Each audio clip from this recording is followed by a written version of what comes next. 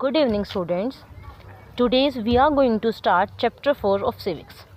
Key elements of a democratic government. कि हमने third chapter के अंदर रीड किया था डेमोक्रेटिक गवर्नमेंट के बारे में. Democratic government and diplomatic government ये क्या होती हैं, यूनिवर्सल एडल्ट फ्रेंचाइज क्या होता है. अब इसके एलिमेंट्स कौन कौन से हैं, क्या क्या चीज़ इसके अंदर इंक्लूड होती है. In the previous chapter we have read that democracy is the most popular form of government in the modern world.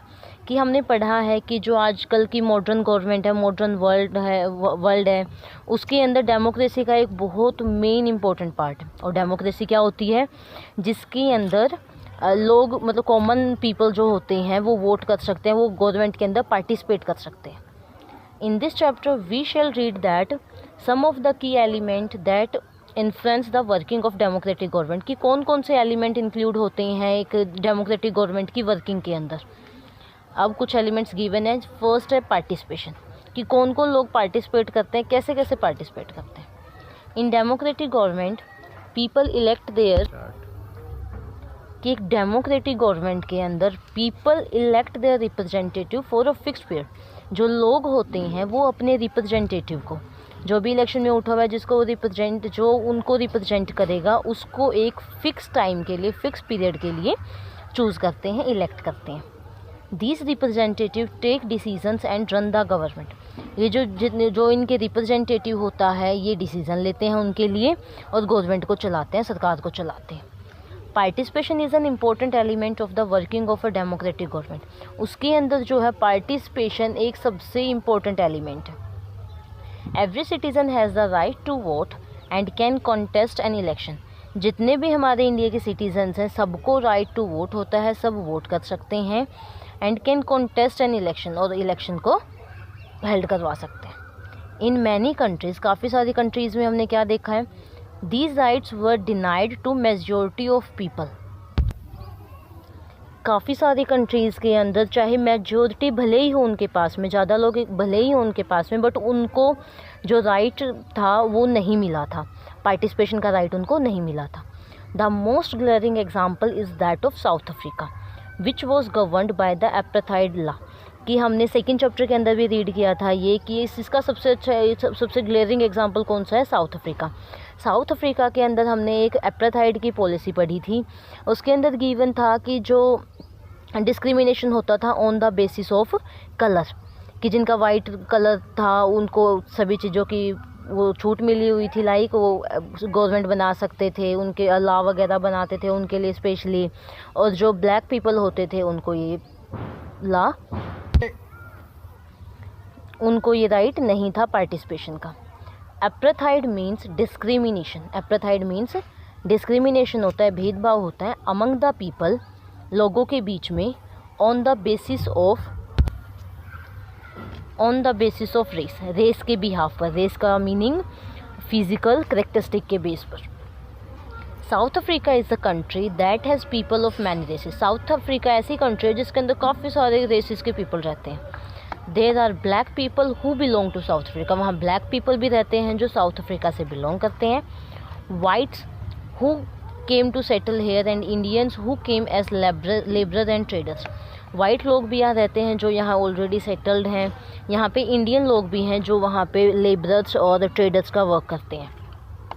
People belonging to different races neither mingled with each other not lived near each other. जो people रहते हैं, अलग अलग races के जो लोग रहते हैं, ना तो वो एक दूसरे के साथ में घुलते मिलते हैं, ना ही एक दूसरे के आसपास भी वो रहते हैं. They did not even use common facilities. Even वो कॉमन फैसिलिटीज़ को भी यूज़ नहीं करते हैं. वो सेम रोड का यूज़ नहीं करते हैं, वो सेम कॉलेजेस का यूज़ नहीं करते हैं. They didn't even use common facilities. There were separate train and buses for them and even there were separate bus stop for the blacks and whites. कि वहाँ पे इवन उनकी ट्रेन्स भी same नहीं होती हैं, उनकी बसेस वगैरह हैं वो भी कॉमन नहीं होती हैं. सेपरेट उनका बस स्टॉप होता है, कि मीन्स ब्लैक के लिए वो बस स्टॉप अलग होगा, जो वाइट्स लोग हैं उनके लिए बस स्टॉप अलग होगा. Non whites were not allowed to cast vote और कंटेस्ट इलेक्शन. जो नॉन वाइट लोग होते हैं, मीन्स जो ब्लैक लोग होते हैं, वो वोट नहीं डाल सकते हैं, ना ही वो किसी इलेक्शन के अंदर पार्टिसिपेट कर सकते हैं. The people of South Africa had to struggle for a long period to put an end to the policy of apartheid. जो साउथ अफ्रीका के लोग थे उनको काफ़ी ज़्यादा स्ट्रगल करना पड़ा था, बहुत लंबे टाइम तक उन्होंने स्ट्रगल किया था जो एपरेथाइड की पॉलिसी है इसको ख़त्म करने के लिए। Finally the African national Congress under their leader Nelson Mandela succeed in their struggle and in 1994 south Africa became a democratic country. वहाँ एक पार्टी थी अफ्रीकन नेशनल कांग्रेस, उनका एक लीडर था नेल्सन मंडेला जिसकी वो पार्टी थी।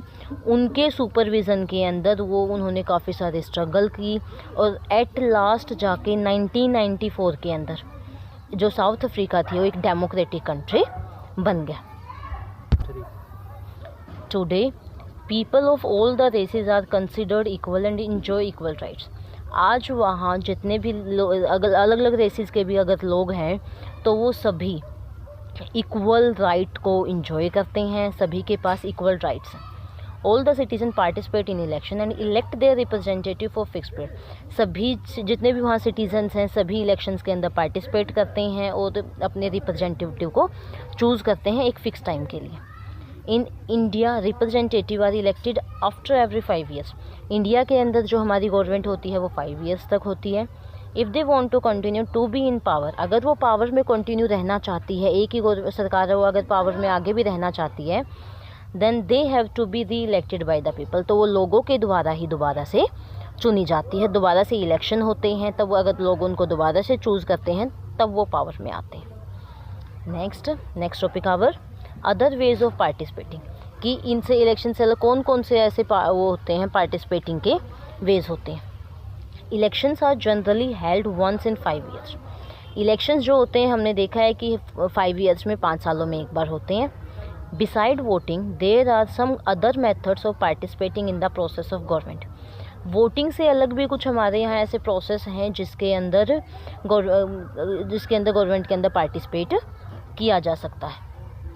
People can participate by taking an interest in the working of government, कि जो लोग हैं वो पार्टिसिपेट गवर्नमेंट के अंदर कर सकते हैं, गवर्नमेंट की वर्किंग के अंदर इंटरेस्ट लेके, जैसे आइदर बाय क्रिटिसाइजिंग इट, या तो फिर आलोचना करके, और एजिटेटिंग अगेंस्ट इट, या फिर आंदोलनकारियों के जैसे आंदोलन करके। लाइक हमारे यहाँ पे बहुत जो उसकी गवर्नमेंट की वो होती हैं वो दिखा रखे हैं, जैसे पुलिंग बूथ दिखा रखा है जहाँ वोट डाले जाते हैं, लोगों की रैली दिखाई जाती है जो इलेक्शन से पहले होते हैं, और यहाँ पे एक और भागन नागल डैम इन्होंने दिखा रखा है।